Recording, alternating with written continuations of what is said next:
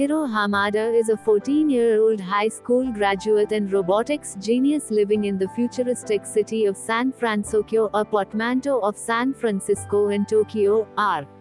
Entered in kanji is Zo Jing, who spends much of his free time gambling in robot fights.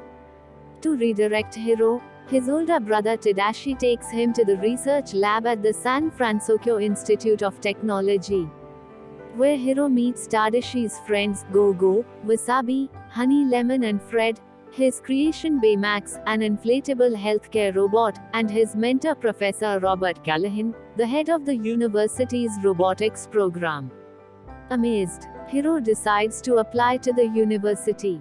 At the school's showcase, he presents his project, Microbots, swarms of tiny robots that can link together in any arrangement using a neurocranial transmitter, and Callahan accepts him into the school. When a fire breaks out in the school and Callahan is said to be still inside, Tadashi rushes in to save him, only for the building to explode, killing them both.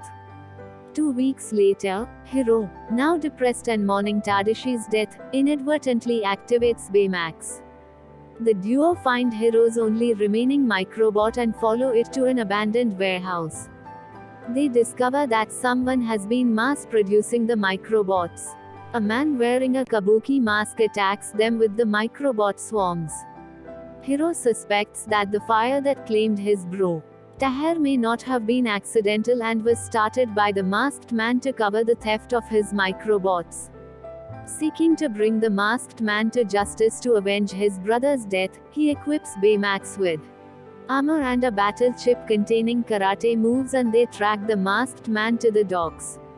Tadashi's friends arrive, responding to a call from Baymax, and the masked man pursues the group. They narrowly escape to Fred's mansion, where they team up to combat the villain. Everyone works with Hiro to weaponize their own invention's expertise. The group tracks the masked man to an abandoned Crytek laboratory that was used for teleportation research until there was an accident where a test pilot disappeared in a portal during the first test. The masked man attacks, but Hiro knocks off his mask, revealing him to be Callahan, who used Hiro's microbots to fake his death. Shocked and enraged of the realization that Tadashi died in vain, Hiro removes Baymax's healthcare chip and orders him to kill Callahan.